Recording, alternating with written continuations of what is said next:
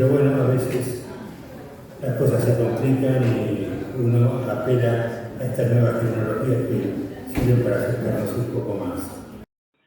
Yo he decidido tomar un tema que creo que es de suma importancia, que es la participación de los trabajadores, mirándolas desde distintos ángulos.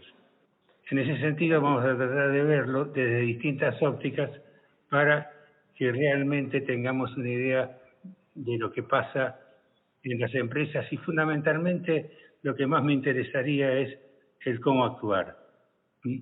Esto se hace dentro de la Semana Argentina de la Salud y Seguridad en el Trabajo. Ustedes saben que esto del 28 de abril es una jornada avalada por la OIT, o sea, de forma tripartita, pero cuyo origen es sindical. Ese mismo día lo que se conmemoraban eran los muertos y heridos por el trabajo. Y la OIT decidió, como tenía mucha influencia en el hemisferio norte, fundamentalmente en Estados Unidos, decidió adoptarla.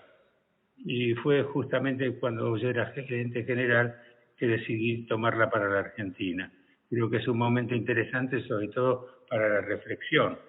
La reflexión es acerca de algunas cosas. Por ejemplo, uno va al trabajo y puede encontrar el apoyo social, fundamentalmente la solidaridad de los compañeros que se expresa en múltiples formas y ustedes las conocen más que yo. Puede encontrar satisfacción personal si el trabajo te gusta, lo haces como te pagan bien, te tratan mejor, es decir, sin ninguna duda. Puede encontrar el desarrollo de esa forma individual, crecer, ¿no es cierto?, técnicamente, humanamente, y puede lograr metas concretas que se fije en lo individual y en lo social. Pero al mismo tiempo que puede pasar todas estas cosas, se encuentra frente a riesgos impuestos, riesgos determinados por el proceso productivo y la organización del trabajo, con la falta de autonomía para resolver por sí mismo y de control sobre la propia tarea. La tarea prescripta debe seguirse paso a paso y a veces se verifica como trabajo repetitivo y monótono, lo cual lleva al estrés también. En esos casos se encuentra la insatisfacción en el trabajo, la alienación, la enfermedad y, por qué no, la muerte.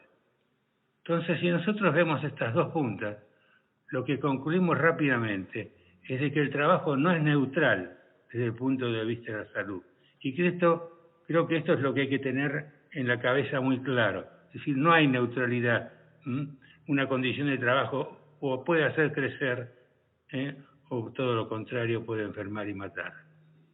En ese sentido, que los trabajadores intervengan es la expresión del derecho a controlar el propio destino. Puede parecerles duro esto, pero les ruego que lo piensen. Es decir, si no hay posibilidad de intervención, no se puede modificar, uno se enferma y se muere. Entonces, es el derecho a controlar el propio destino. Y si uno le da ese marco, esa importancia, entra a entender el trabajo de las comisiones de forma distinta a cómo ha venido haciéndola. La OIT acaba de dar una cantidad de datos que voy a compartir con ustedes para que tengan la importancia y la gravedad del problema. Casi 3 millones de trabajadores mueren cada año víctimas de accidentes y enfermedades del trabajo. 3 millones de trabajos. La misma OIT dijo que se trata de una pandemia letal, aunque de otro tipo. Del 2010, fíjense, al 2020 murieron 15 millones de trabajadores. Es una guerra. Las víctimas no siguen descendiendo, no descienden.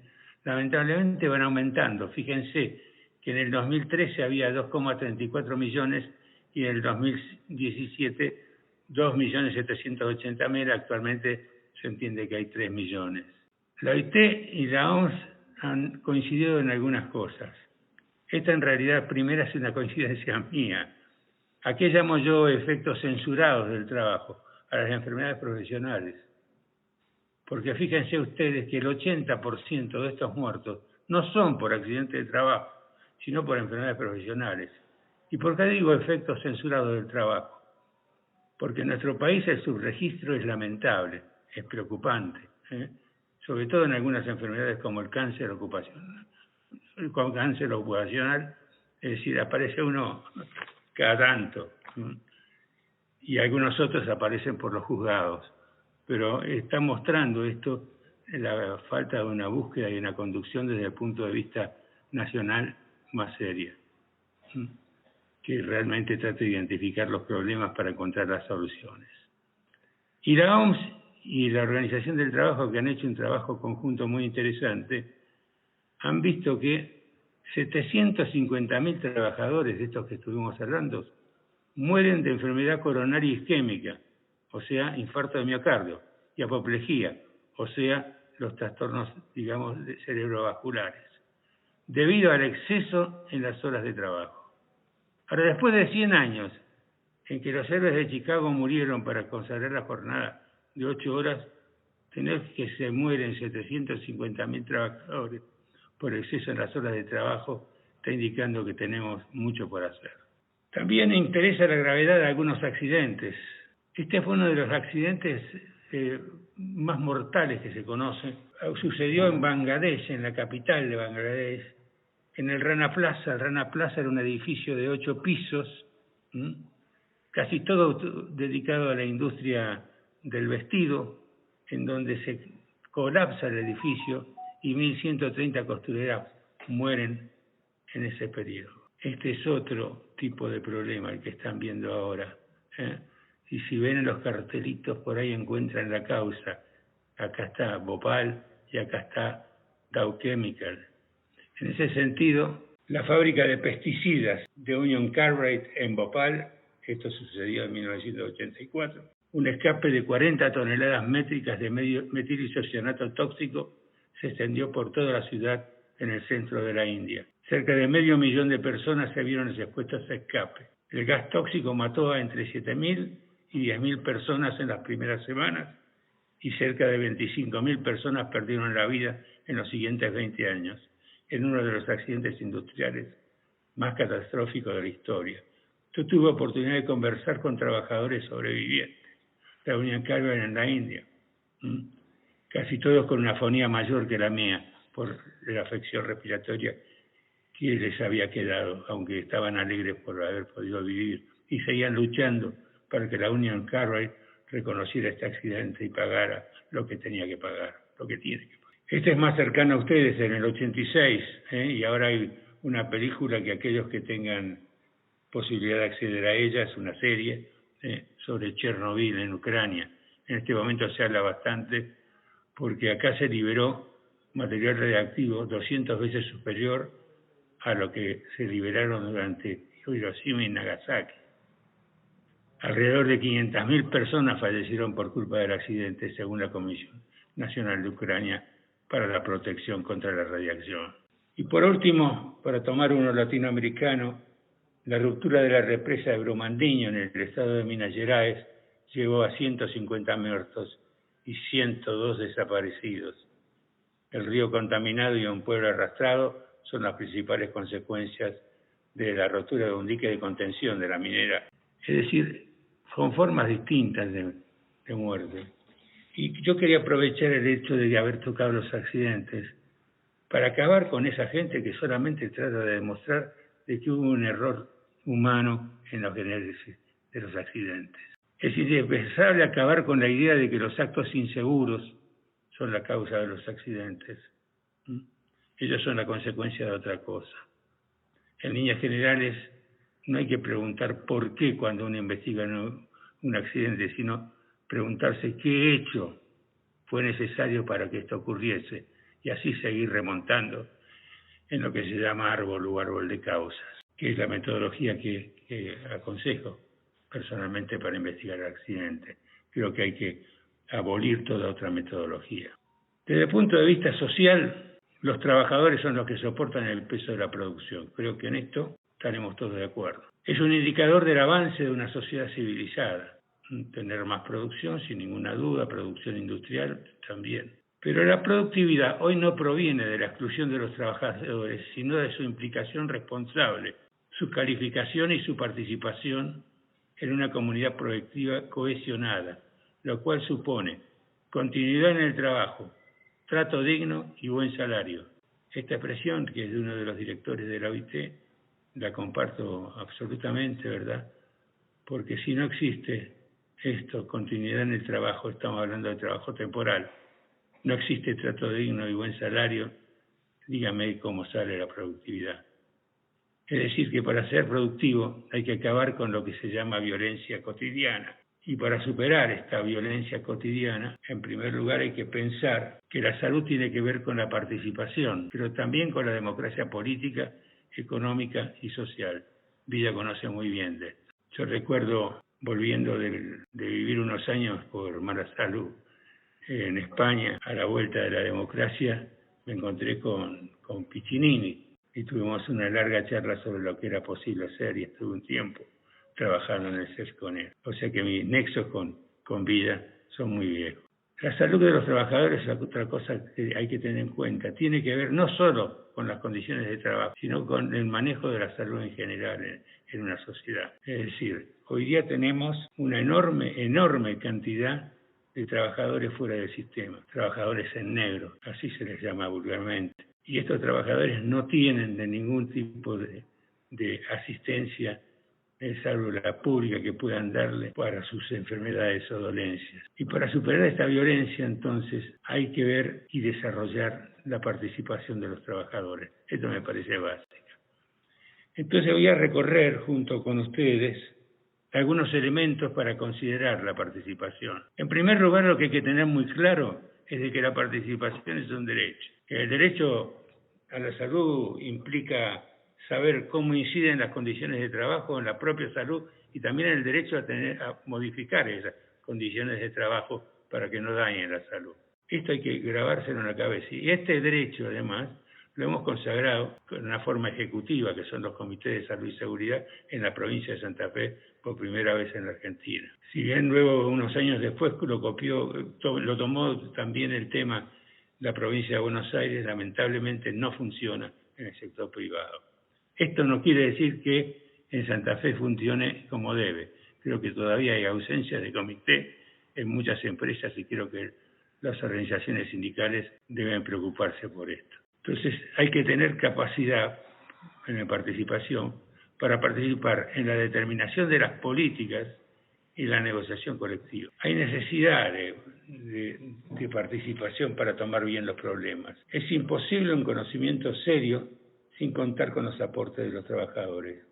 Esto no quiere decir que los trabajadores todos lo sepan, los técnicos tienen sus conocimientos, pero el buen técnico tiene las orejas abiertas, porque sabe que la experiencia de los trabajadores vale casi tanto como la que él adquirió en los libros. Otra ventaja es que favorece la detección precoz de síntomas y la prevención de las enfermedades.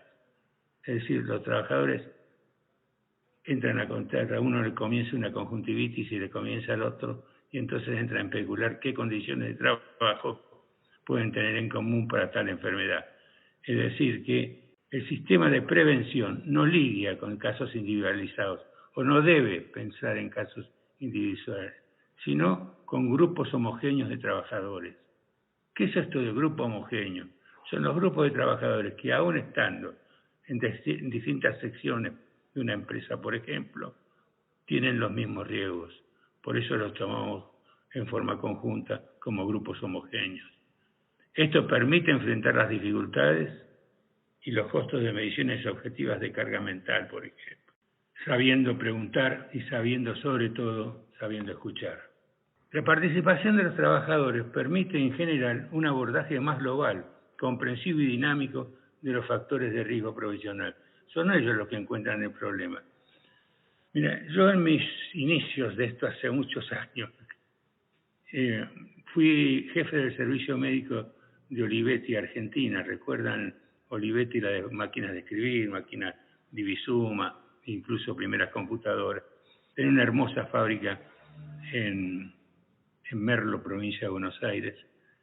Realmente, con todos los adelantos que ustedes quieran encontrarse, en ese momento ya había una máquina de control numérico y fundamentalmente, ediliciamente, con aire acondicionado en absolutamente toda la empresa. Muchos cuidados. La orientación médica, yo tenía 33 médicos a mi cargo porque se atendía no solo al trabajador, sino también a la familia.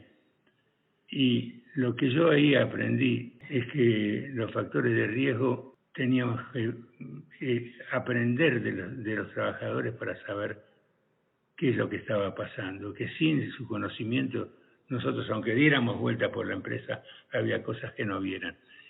Y todo se despertó un día en que trabajadores que habían, mejor dicho, hijos de trabajadores que habían completado la enseñanza secundaria en la misma empresa, la empresa tenía además un colegio secundario, entraron a trabajar en las líneas de montaje.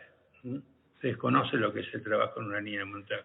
Y el supervisor los apretaba mucho para que cumplieran con los tiempos de producción, de lo cual uno de ellos llegó al consultorio contándome que soñaba que era un galiote, que estaba perseguido por su capataz con un látigo que lo corría de atrás.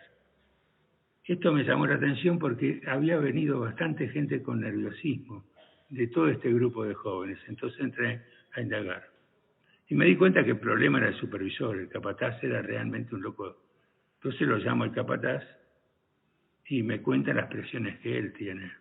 Bueno, para hacerse la corta, sigo hasta arriba el gerente general, es decir, el dueño, entre comillas, de la empresa. Y bueno, este hombre tenía de su misma forma a sus subordinados. O sea que era una perfecta ley del gallinero.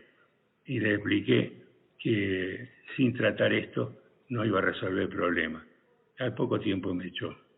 La participación lleva también a los empleadores a asumir sus responsabilidades en la creación de un ambiente de trabajo seguro y saludable. Porque esta es una obligación de los empleadores. Crear ambiente de trabajo seguro y saludable. Pero es fundamental, ¿no es cierto?, que asuman esto. Y no siempre se asume como uno desearía. Permite un abordaje proactivo, una orientación dirigida a los problemas concretos y a solución.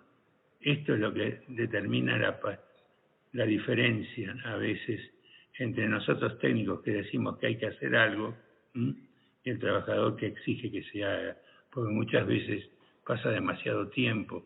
En ese sentido decimos que la participación bien llevada, obvia o minimiza los riesgos tradicionales de solución de continuidad entre la investigación y la intervención. Intervención e investigación deben ser pasos sucesivos e inmediatos, no después de un año o después de estar peleando. ¿Algún comentario respecto a los comités de la participación de los comités de salud y seguridad en la pandemia? En esto yo estuve estudiando lo que pasaron en algunos comités de Santa Fe para dar una información que me pedía la OIT y he encontrado que ha sido bastante variable la historia, ¿no?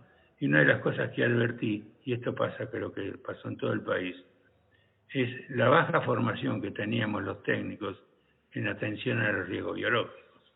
Era desacostumbrado para nosotros, salvo aquel que estaba haciendo seguridad e higiene hospitalaria, que era alguien que estaba más metido en el asunto. Entonces, lo primero es que nos sacaron de la tranquilidad para incluirnos dentro de la curiosidad y la preocupación. Y ahí viene lo que fue la preparación de los protocolos, de los cuales he visto buenos, malos, peores, regulares, es decir, de todo tipo, y algunos con poca vergüenza. Entonces, creo que lo central sigue siendo estudiar la vigilancia del ambiente y la organización del trabajo. Y hay que tener una vigilancia especial por parte del comité por el trabajo de los trabajadores recuperados. Los trabajadores recuperados no solamente vienen con menor fuerza, sino que muy a menudo están apareciendo en algunos problemas de tipo crónicos. Por lo tanto, hay que tener una vigilancia especial de que realmente le hagan los controles de salud que son necesarios para saber si este hombre sigue estando en las mismas condiciones de hacer el trabajo que siempre hizo. En este sentido, lo que tiene que entender la inspección, ya que estamos de mano, suele ser nuestra contraparte, es que la inspección debe ser una herramienta en materia de salud pública, porque esto es salud pública, señores. Y creo más aún que el futuro de la salud laboral es estar en la salud pública. Y tienen que prestar a todos atención a los puntos anteriores. Y en el caso nuestro de Santa Fe, hay que ayudar y controlar a los comités en el programa anual. Los inspectores que llegan a una empresa, lo primero que tienen que preguntar es por los comités, y lo segundo es a ver el programa anual. Y el programa anual hay que tomarlo en serio, ¿no es cierto? Así como otro aspecto que tienen que tener los inspectores claros, pero también los comités, es el seguimiento de las denuncias de enfermedad profesional. Yo les recuerdo algunas cosas del Plan Anual de Prevención. Ustedes saben que el Plan Anual no existe en la legislación nacional. Lo introdujimos nosotros a través del proyecto de comité. Y entre otros objetivos sirve para fijar las políticas. ¿Qué son políticas? Los compromisos que adopta el empleador. Las políticas deben ser lo primero que se siente a discutir un comité. Las políticas de la empresa en materia de salud y seguridad en el trabajo, a los efectos de ajustar su conducta a lo establecido en la normativa vigente y con la finalidad de disminuir todo riesgo que pueda afectar la vida y la salud de los trabajadores como consecuencia de las tareas desarrolladas. Algo así dice la reglamentación. Y que los empleadores tienen que presentar el programa anual con la colaboración y aprobación del comité. El programa anual de prevención debe ser el eje sobre el cual se trabaja. Si no tenés comité y no tenés de ninguna forma establecido un programa anual de prevención, el trabajo del comité no sirve. Hagamos de cuenta que el comité no existe.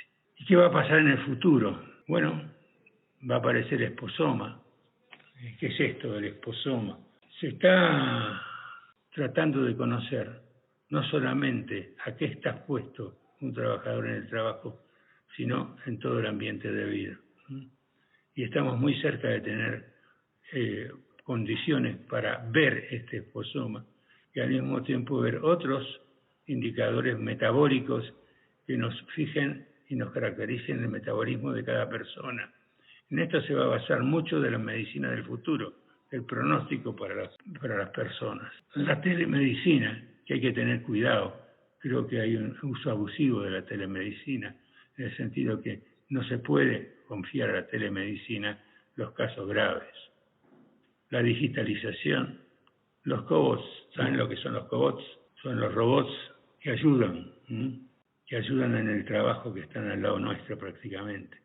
Los exoesqueletos para tratar de eliminar los problemas lumbares y de espalda, de los cuales hasta el momento no hay estudios suficientes para recomendarlos. La inteligencia artificial y los algoritmos, que van a necesitar sin ninguna duda códigos de ética, porque con la inteligencia artificial podemos llegar a cualquier parte. La fabricación aditiva o fabricación 3D y el llamado trabajo flexible está creciendo en los países centrales y me temo que pase lo mismo por aquí. Es ese trabajo que a veces tenés y a veces no tenés. Acá hay algunos dibujos. Acá estas dos figuras que se enfrentan, en unas ves cómo trabajar o cómo se vería el aura de la persona, que es la medición de sus exposiciones a distintos. Y acá un cobot, el brazo del robot y la de un trabajador. Cada uno de estos grafiquitos señala cada uno de los puntos que vimos. Y para este futuro que viene, ya no solamente vamos a mencionar los comités, sino vamos a mencionar los sindicatos. Y permítanme el atrevimiento, pero creo que se necesitan sindicatos que puedan entender y describir los nuevos puestos de trabajo que exigen estar conectados, puedan cubrir a trabajadores que no lo estén, y esto subrayado, que no lo estén. Estamos hablando de los trabajadores informales o temporales que suelen estar trabajando al lado nuestro, que puedan incluirlos en los convenios colectivos y que piensen en sus formas, que exijan capacitación y formación para enfrentar los desafíos de la robótica y otras nuevas tecnologías. En esto de la formación vale la pena hacer un inciso y comentar que resulta indispensable que las universidades se pongan al día, el Instituto de Formación Técnica, se adapten continuamente a las características cambiantes del empleo, lo cual los obliga a la creatividad y la flexibilidad. O sea, de los empleos que existen hoy, dentro de 30 años, yo ya no estaré sobre la tierra, pero estoy seguro que serán muy pocos los que queden. Hay que crear incentivos para los trabajadores de 40 a 50 años, pues su situación es más complicada en lo que se refiere a la adquisición de nuevas competencias y la adaptación a nuevos empleos.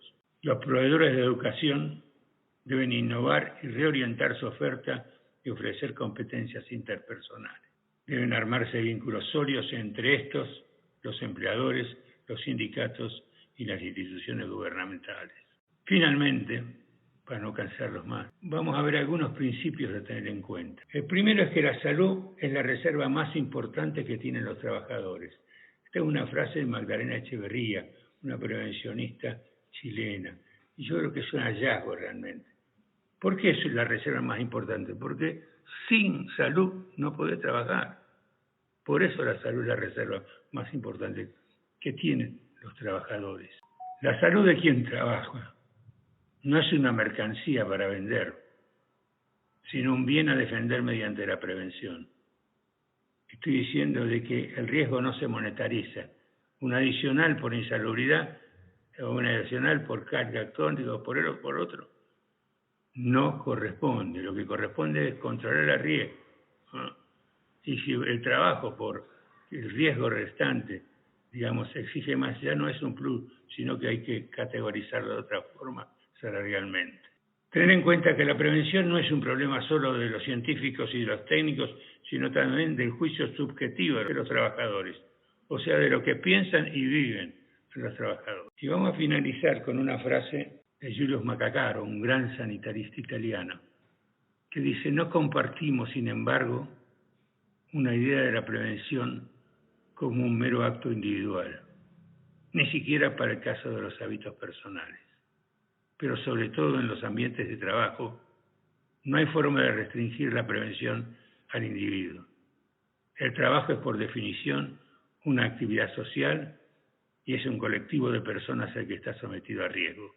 Máximo si entendemos que prevención se debe identificar con promoción y cuidado de la salud. Prevenir para la salud quiere decir entonces tomar la dimensión colectiva y de ella derivar las indicaciones correctas de análisis e intervención para el individual. Pero también quiere decir que esta tarea debe ser asumida colectivamente, porque en forma manifiesta requiere no solo de toda la competencia técnica disponible, sino también de toda la voluntad política empleada. Esto es lo que decía Macacaro, fíjense, en el 76. Y esto es una sorpresa que he tenido. Un manual práctico para comités, no lo he podido ver, consigo solamente la tapa, pero lo interesante de esto es que originado en un sindicato. O sea, es un sindicato el que lo ha publicado. Y me parece una cuestión a rescatar. Bueno, muchísimas gracias. Trabajemos juntos para la prevención de riesgos, liderazgo y participación de los trabajadores. Gracias.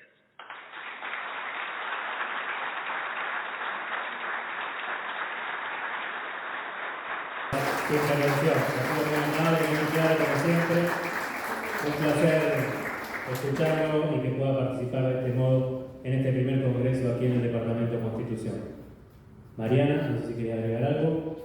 No, agradecerle la participación.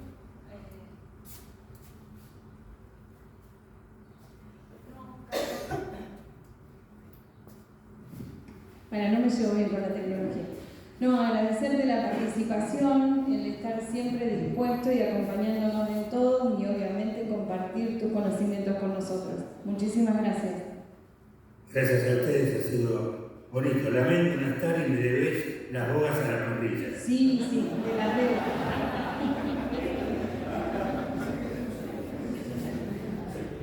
Muy pronto será entonces, Carlos, lo esperamos aquí.